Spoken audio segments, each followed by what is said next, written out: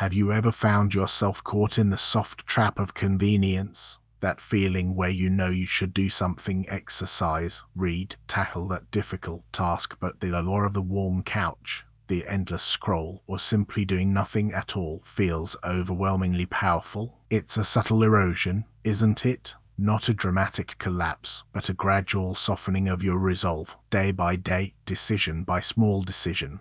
We tell ourselves it's just this once, or that we're tired, or that we deserve a break. And while rest is vital, there's a fine line between necessary recovery and a creeping surrender to ease, a surrender that ultimately weakens us. This isn't about guilt, it's about honest observation. It's about recognizing the quiet, persuasive voice that whispers, later, or it's too hard, and understanding its true cost to your inner world. The ancient Stoics understood this danger profoundly. They weren't ascetics for the sake of suffering, but rather they saw voluntary discomfort as a crucial tool for building an unshakable inner citadel. Seneca, for instance, spoke of practicing poverty, of occasionally eating plain food, wearing simple clothes, or even sleeping on the hard ground. Not because these things were inherently good, but because they inoculated the mind against the fear of losing comfort.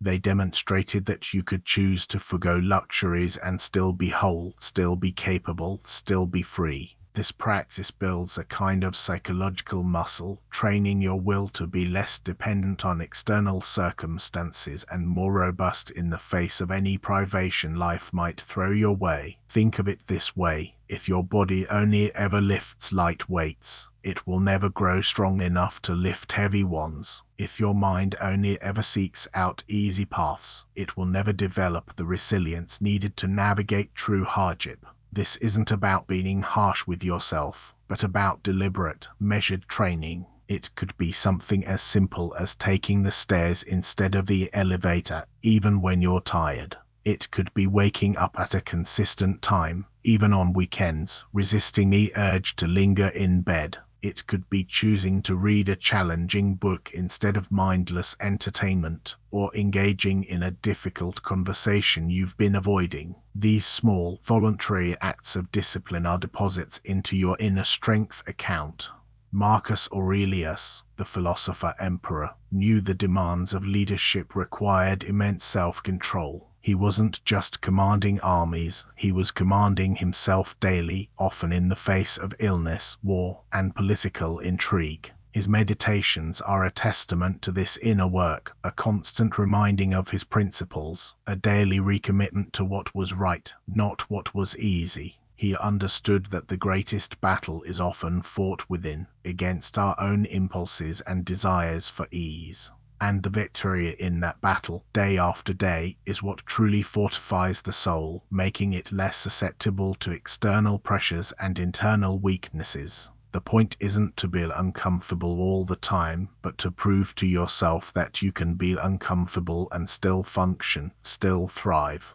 It's about building a deep, quiet confidence that comes from knowing your own limits and consciously pushing past them. Not out of self-flagellation, but out of a desire for true freedom. Freedom from being a slave to your desires for comfort. Freedom from the fear of losing what you currently have. When you voluntarily choose a bit of discomfort, you are effectively saying, I am stronger than my preferences. I am in control of my will. This is where genuine power lies. Epictetus, the former slave who became a profound Stoic teacher, spoke of what is truly up to us. Our opinions, our impulses, our desires, our aversions, these are within our control. Everything else is external. By deliberately choosing actions that require discipline, even when motivation is low, you are exercising that control over your impulses and desires. You are choosing to act from reason, not from fleeting sensation. You are reinforcing the boundaries of your inner citadel, making it impermeable to the soft persuasion of ease and the hard blows of adversity alike.